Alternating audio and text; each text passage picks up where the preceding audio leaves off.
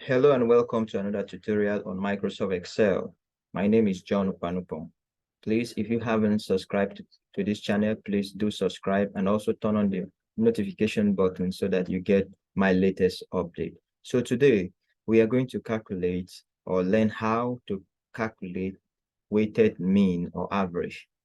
Now, let's assume this is a lecturer's score sheet and the course title is Physics 1101 and they're expected to write 3 tests. We have test 1, test 2, test 3, practical and exams. Now, each of the tests have their different weights. So test 1 is 10%, test 2 is 10%, test 3 is 10%, practical is 30%, and the exam is 40%. And each of these score is over 100. So how do we calculate this so that all the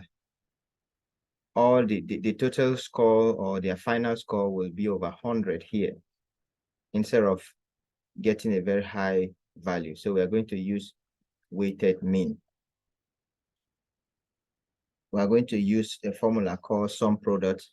So bring your cursor to the first person here in my own document or spreadsheet here. The first person's cell is cell H5 here. Press the equal to sign that tells Microsoft Excel that you want to enter a formula. Start typing SUMPRODUCT. As you type, you will see a list of suggestions. Use your down arrow and go to where you have SUMPRODUCT. Press the tab key. Now, this SUMPRODUCT will help you to multiply the sum of all this here. Firstly, we have array 1, array 2. First of all, we'll multiply. We will find the sum of this and also find the sum of this and multiply them. So that's the function of your SUMPRODUCT. Sum, add all the figures and then multiply them. So the first thing we're going to do, sum array, we are going to highlight from here the first person's cell, the row to this. So in my spreadsheet here is from cell C5 to G5. After you've highlighted that one, place a comma, and then I'll also highlight the weights here. There are various weights from cell C3 to cell G3, and I will also press F4 to lock it. Now, listen carefully. I want this to always move downwards as I copy the formula down, but I do not want it to move. I do not want the weight to move. That is why I have locked it.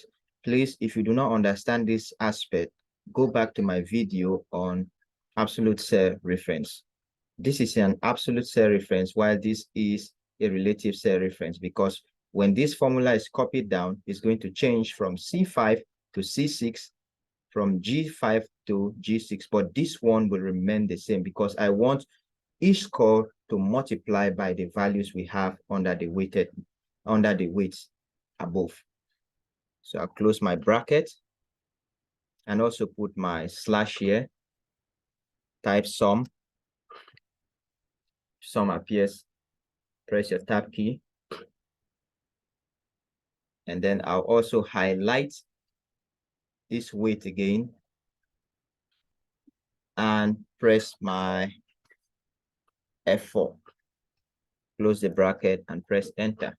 So we can see it has given me the weighted mean for this first person who happens to be Aaron Ellis. So now, since we've done it for the first person, we do not need to do it for the second person because we've already entered a formula that once we copy it down, it's going to calculate automatically for the rest of the students. So take your cursor to where you have that shaded square and double click it. So we can see that it has calculated the weighted mean or average for students of 150. So we have 150 students here. You can see it. Now let's look at the last person so that we know whether we are correct or not. You can see it has shifted from the first cell here. The first cell here, it has shifted from this first cell, which is H5, and has moved accordingly, according to this cell here. So this one is moving, but you can also see where we locked it to show the weight is still the same, and this one is still the same. If you have any question, please do ask me, and I will reply you as soon as possible. So that's how simple it is to calculate weighted mean. So first of all, if you want to do it for a number of students, just represent it the way I have represented it here on my spreadsheet, and you will find it very easy. You have a lovely day. Please do subscribe and turn on the notification button. Thank you.